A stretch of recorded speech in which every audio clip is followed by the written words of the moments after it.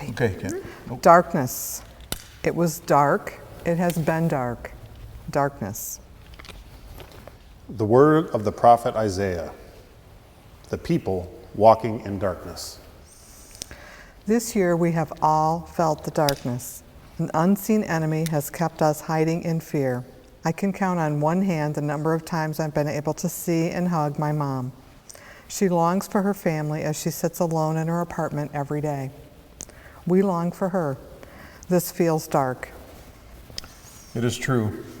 2020 has brought much loss.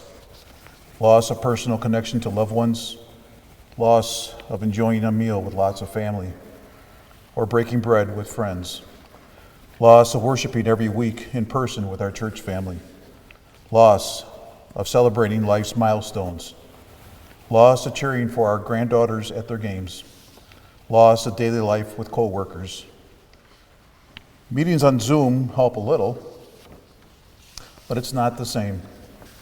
In this long darkness of disease and loss, of a year of sad political unrest, of uncertain future, many of us have wondered if God is with us.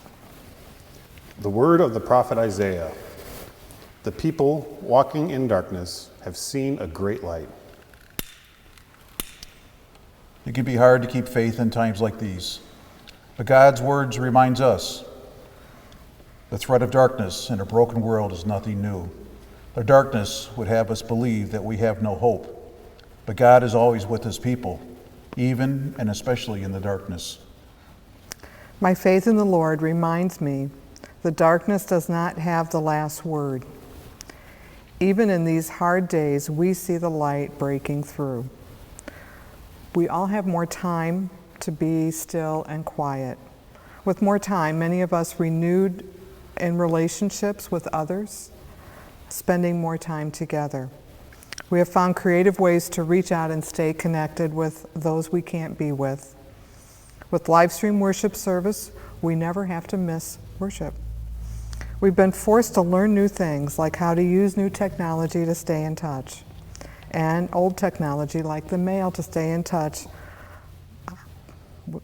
We've reconnected with how precious life is. We experience more deeply how personal God's gifts of the people in our lives are to us. Thank you, God, for the ways you use even what's dark to open our eyes to the light. The words of Isaiah remind us still. The people walking in darkness have seen a great light. On those living in the land of shadow, the light has dawned. Sometimes it can feel like darkness is all there is. But God's great salvation story reminds us from Genesis 3, the seed of the woman will crush the darkness. On that night, when the virgin gave birth to the seed of Bethlehem, God's great saving light had come at last. Much of the world didn't notice, but the days of darkness were now ending. While we may still have days in the land of the shadow, We know that God has set his amazing grace in Jesus in motion.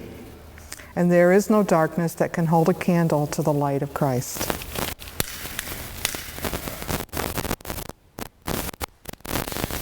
The Gospel of John.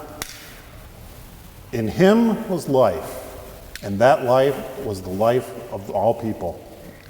Come, Lord Jesus, come. Joy to the world.